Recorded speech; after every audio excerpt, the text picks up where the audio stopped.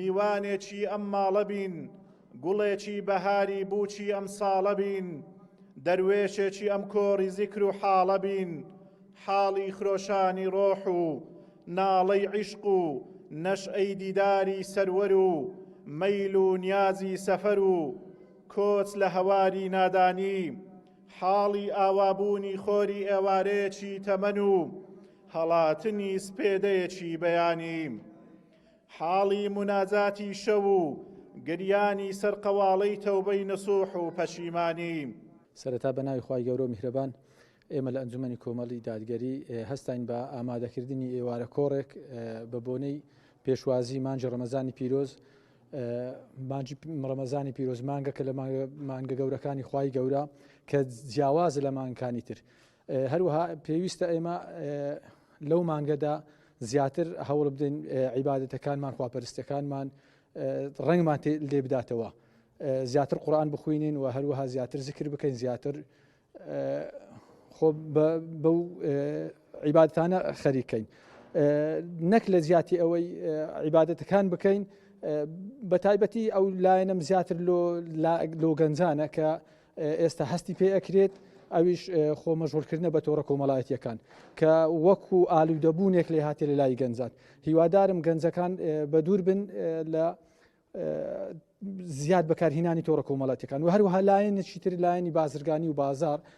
داواکارن لە برا دوکاندارەکانمان کە لەو مانگە هەوڵدەن هاوکار و یارمەتی خەڵکی بدەن. خەڵک فەقیرە، خەڵک پێویستە. بسم الله الرحمن الرحیم. مانجی ڕەمەزان یەکێکە لەو مانگانەی کە پێویستە ئینسانی موسڵمان بەخۆی دابچێتەوە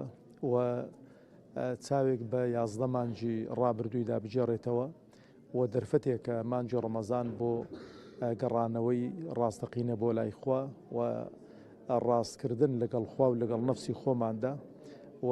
دەرفەتێکە بۆ ئەوانەی کە کەمتەرخەم بوون و دەرفەتێکی بۆ ئەوانەی کە مسابقە دەکەن لە چاکە و چاکەکاری. خوازیارم خوای پەروەردگار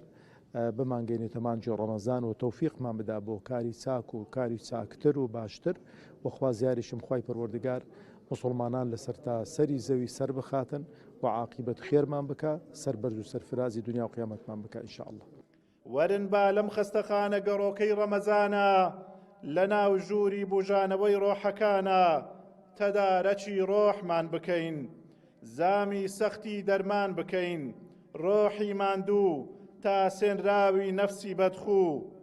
دەیبێنەوە، باڕێگەی پڕکەند و کۆسپی نێوانمان لەگەڵ خودادا پاککەینەوە، شوشەی پەنجەرەکانی دڵ چاککەینەوە، گوناهمان چەند بەلێشاو بێ وەکو کەفی سەر ئاو بێ،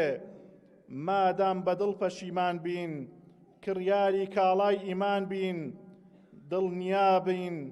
دڵنیابین دامان دەکا چونکە هەر خۆی بانگمان دەکا. وەتوبوا إلى الله جميعا أيها المؤمنون. بەڕاستی مانجی ڕەمەزان مانجێکی تایبەتە بە عیبادەت، مانجی نازلبوونی قورئانی پیرۆزە، جیاواز لە هەموو مانگێک بۆ عیبادەت، بۆ تەقوا، بۆ دوعا، بۆ زیکر.